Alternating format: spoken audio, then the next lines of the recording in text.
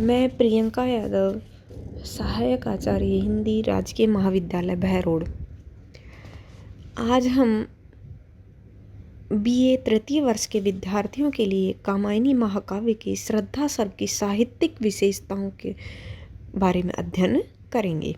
रामचरितमानस के बाद हिंदी साहित्य में आज तक जनजीवन और युग की प्रवृत्तियों को समग्रतः प्रतिनिधित्व, नियमन और परिदर्शन कराने वाली यदि कोई महान कृति सामने आई है तो वह जयशंकर प्रसाद द्वारा रचित कामायनी है। इसमें प्रसाद की सारस्वत प्रतिभा और वाणी का श्रेष्ठतम वर्चस्व दिखाई देता है। श्रद्धा और मनु के माध्यम से इसमें मानव विकास की कथा को प्रस्तुत करते हुए श्रेष्ठ रूपक योजना द्वारा मानवता के चरम विकास का स्वरूप भी मनोवैज्ञानिक तथा आध्यात्मिक धरातल पर प्रस्तुत किया गया है। कामायनी महाकाव्य का कथानक 15 सर्गों में विभक्त है। इससे सर्गों का नामकरण व्यक्ति, चरित्र, स्थान, घटना, कार्य आदि के आधार पर न होकर मानवीय भावनाओं के पर आधारित है।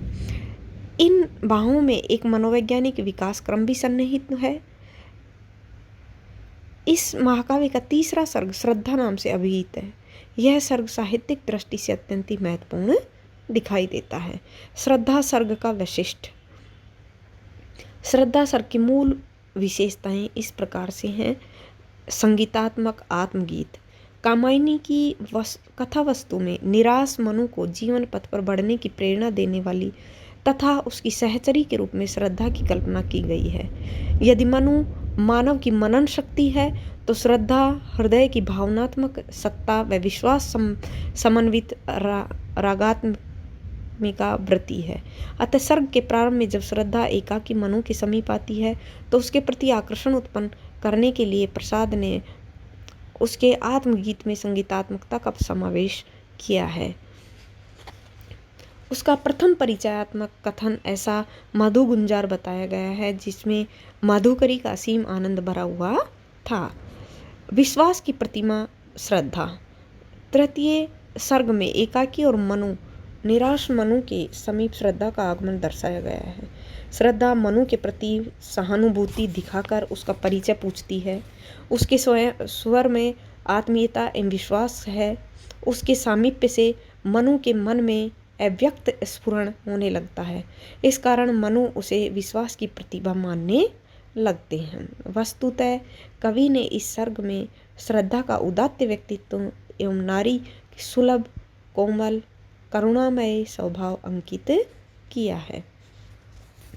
जगत की क्षण भंगुरता। जब श्रद्धा सामने आकर मनु से परिचय पूछती है तब मनु संसार की क्षण भंगुरता की ओर संकेत करके जीवन की अनित्यता एवं कष्टमयता का वर्णन करता है। मनु के लिए अपनी जीवन यात्रा अर्थात अपना निरुपाय जीवन एकदम रहस्य लगने लगता है। वह इस संबंध में श्रद्धा से कहता है, पहेली सा जीवन है व्यस्त, उसे सुलझाने का अभिमान बताता है विस्मृत का मार्ग, चल रहा हूँ बनकर अनजान। जीवन में विषमता एवं समरसता। श्रद्धा सर्ग में प्रसाद ने समरसता नामक शैव दर्शन के सिद्धांत का प्रतिपादन किया है।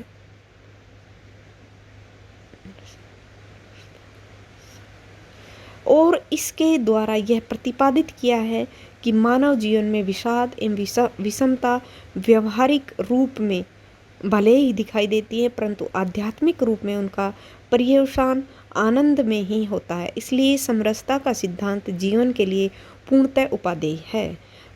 इस जीवन में व्यवहारिक रूप में समरसता अर्थात आनंद मिल सकता है जबकि व्यक्ति पुरातनता की केंचुल उतार कर फेंक दे और सदा ही प्रवृत्ति के परिवर्तनशील नियमों के अनुसार अपने जीवन को ढालने की कोशिश या चेष्टा करे।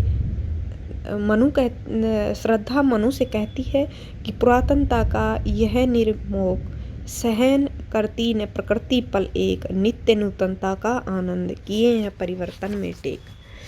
निष्क्रियता से मुक्ति। जल प्रलय के बाद एकाकी मनु संसार की अनित्यता का विचार कर और दुखों को भी जीवन में अस्थायी मानकर एकदम निष्क्रिय और निरुत्साहित हो जाता है।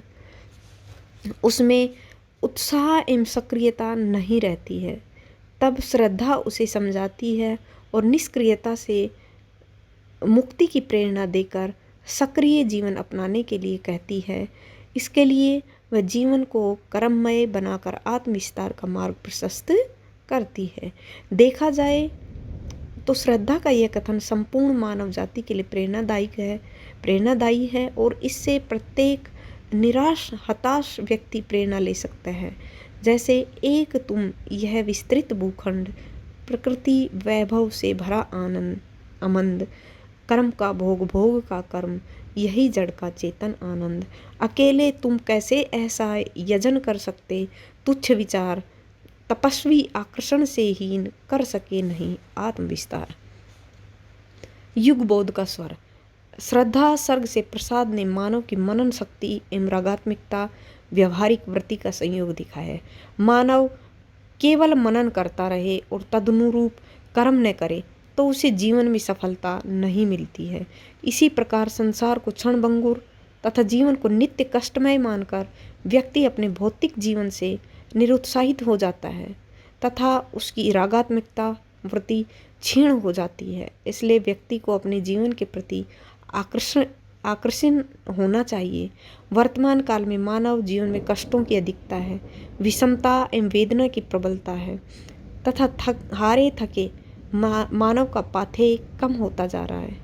ऐसे में कामायनी के तृतीय सर्ग में श्रद्धा का कथन समस्त मानवता के लिए युगबोध की प्रेरणा भी देता है।